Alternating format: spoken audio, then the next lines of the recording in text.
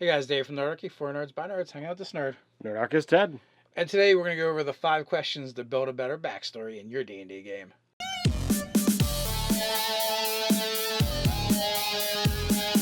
Jump down the description below where you can sign up for Nerdarchy the newsletter, get weekly gaming tips, as well as learn how to game with us. All right, so we came up with 5 questions in order to build a better backstory for your D&D game, for your D&D character. And there is tons of information you can find on this all over the interwebs and so a lot of it is for us, or just like in general creating characters for stories and things like that. So we decided to kind of like nail it down to specifically to Dungeons and Dragons and how it's going to benefit you when you're creating your character. So also, there's several different methods for backstory, and one is you create everything before you start, and the other is you kind of fill it out as you go.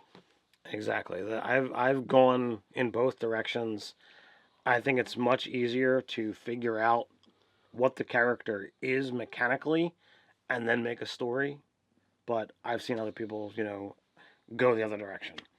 And I've also seen people play their character for a while and just start making up the backstory as they play. And there's advantages to both. So, number one on our list is class. So the question is, who taught you your trade? So if class is so important, it is the bulk of what you are as a starting adventurer. You had to get started somewhere.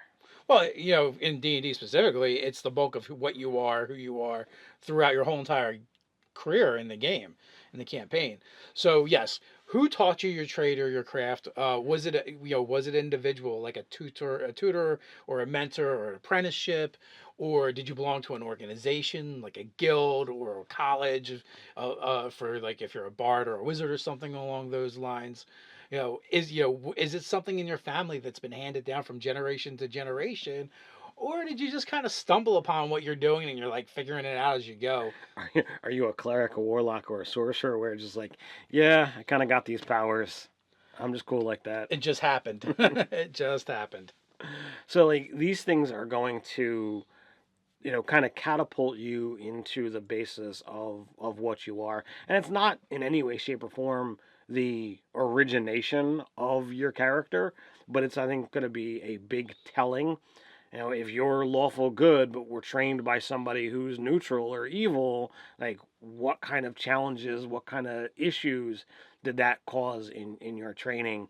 So all of this, who did it, how was it done? It all speaks to what you are as an adventurer. But not only that, too, it's going to create the possibility of NPCs that are going to start populating your backstory as well, so your DM can, give you greater ties to the world. So the next thing is race. Where did you come from? This is going to be kind of a biggie because not only is a key factor from where you came from and your backstory, but going forward, it is going to be one of the first representations of you that people have when they just look. They're just going to glance at you. You're a dwarf. You're an elf. You're a tiefling. Oh my! You're a dragonborn. There's these things that are going to come up, and then from there even further, you're going to go, well, did you grow up with your race, or were you an orphan raised by another race? Uh, you know, or did you grow up in a metropolitan city where there's either a section or ghetto where just only your race is, or were you the predominant member in that city? So having that, it's a very open-ended question, and it speaks to the home city of your race, or the where you existed for your youth and your pre-training years, and gives you this foundation to really build upon, so that well, I started here, I ended here. Well, now we've got this bit in the middle to fill in. It also might inform how your character views other people and other races as well. From one of two ways. One is you kind of line up with the rest of your race. Oh, it's a pointy ear elf. I'm a dwarf. I hate those guys.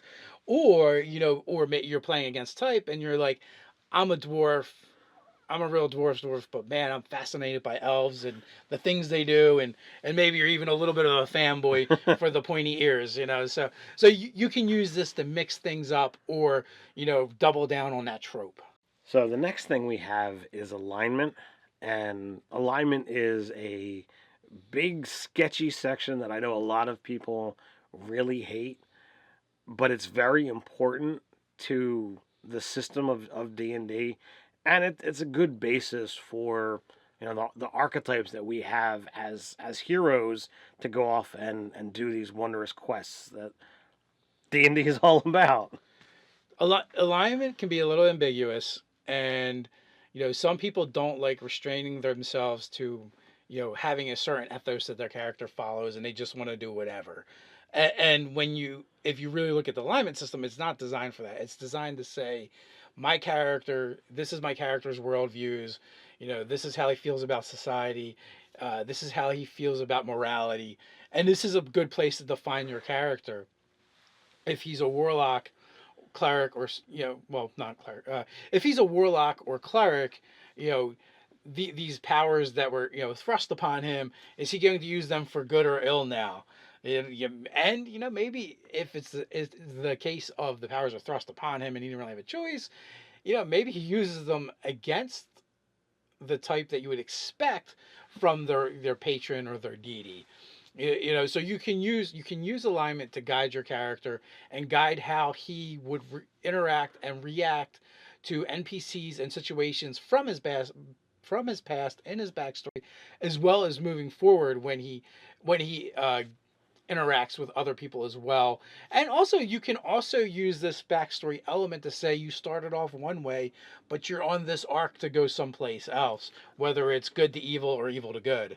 And it really does speak because you have to ask, what made you this way? If you're the lawful good character, why are you so good? Is it because you were brought up in a positive upbringing, a great society where you only ever saw the good parts? So, of course, why would I do anything but be a good person? Or were you in such a horrible upbringing that you decided at one point in time, I want to strive to be better so that I can not only lift myself up but lift others up as well? And you can go in that kind of direction with every single alignment. Just the farther that you get away from that middle, the harder it is to figure out where that where those lines cross. And also, too, you can look at your class and your race in conjunction with your alignment to say, well, what are these races? What are these classes? Where do they lean towards? And you can use that to again play with tropes, whether it's going with or going against, and then coming up with why. Maybe you're a dwarf, and dwarves are typically lawful good.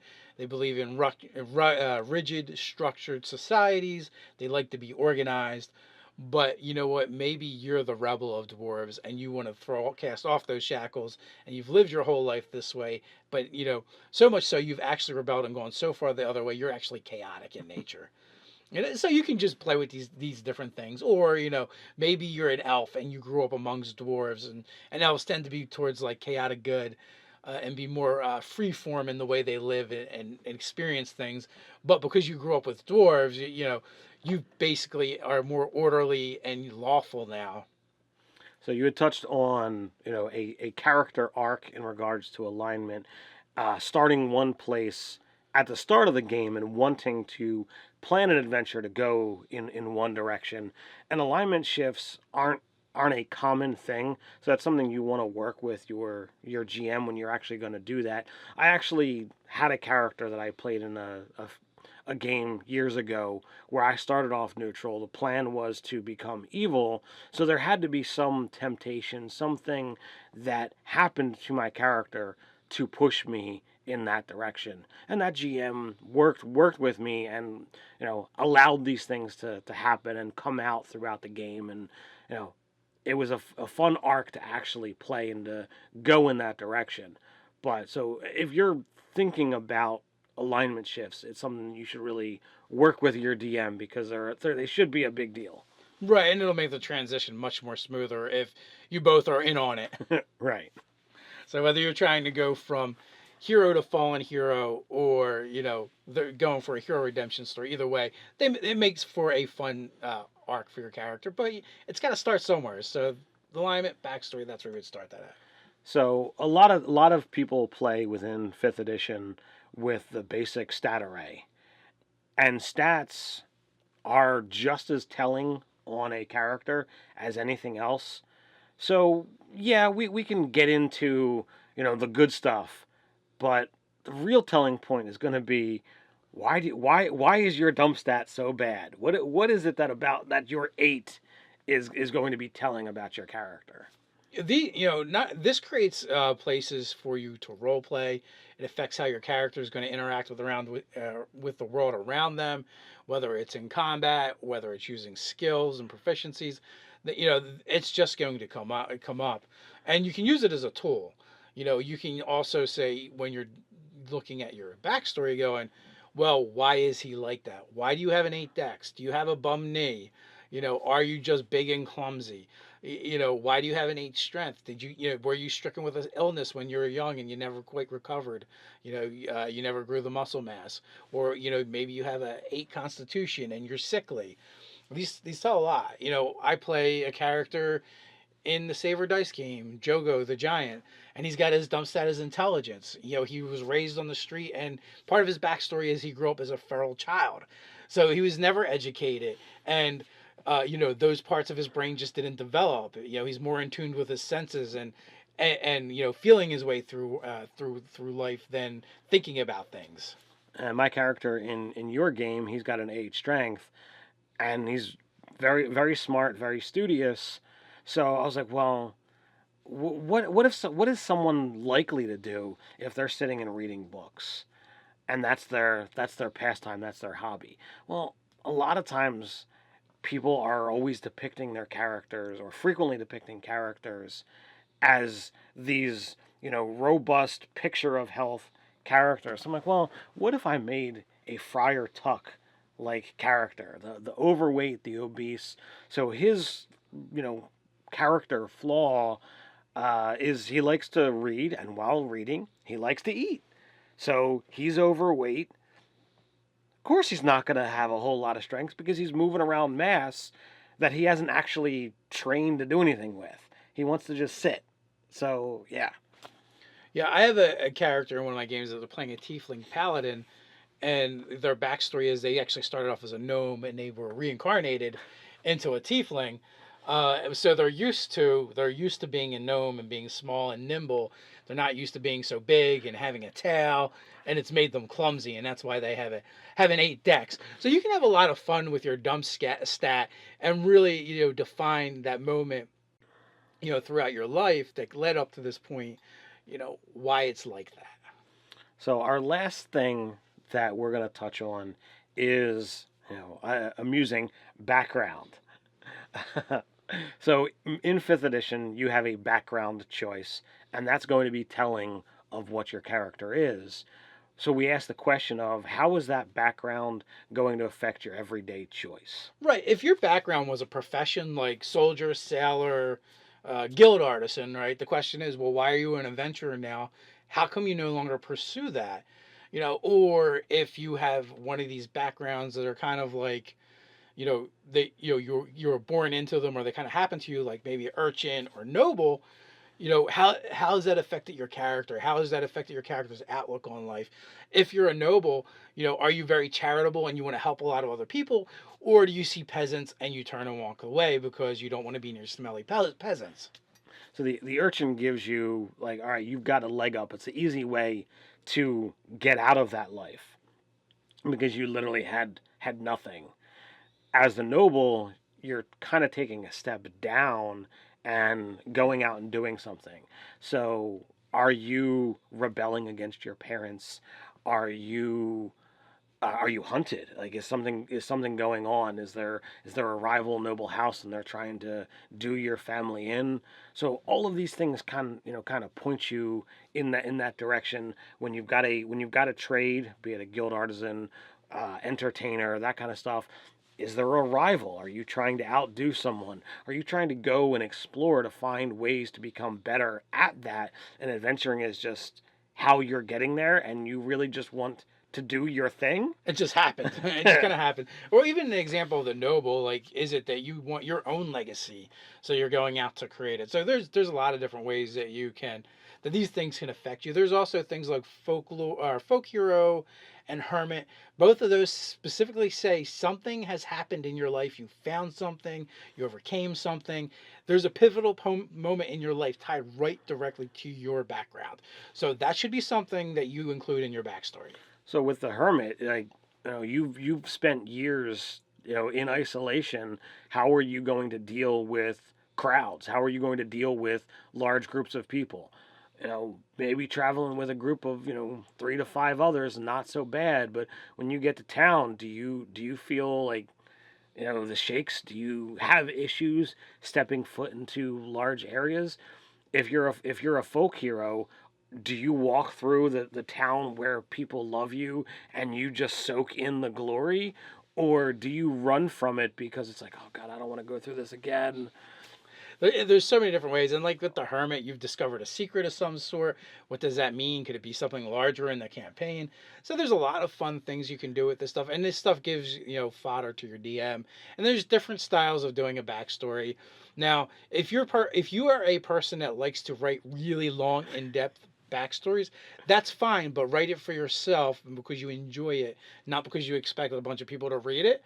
And you might just want to include a too long didn't read for your GM so he can get the highlights of what's important. That was a personal note for me.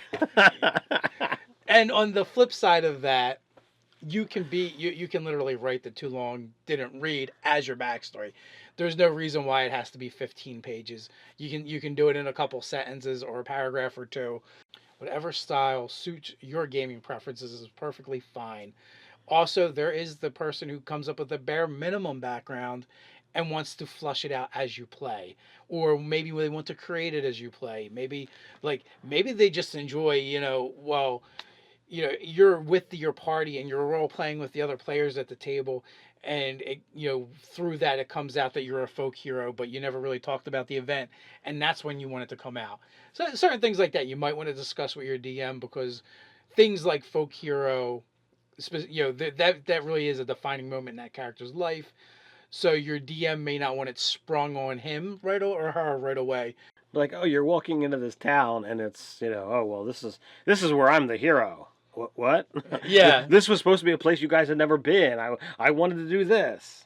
But again, these are kind of things you would like suss out in your session 0. What do you feel about this? Build a better backstory. Is there anything we missed? Is there anything that you think we got wrong? You can continue the conversation down in the comments below. While you're down there, don't forget to like, share, and subscribe. You can patronize us in a good way over on Patreon. So until next time, stay nerdy.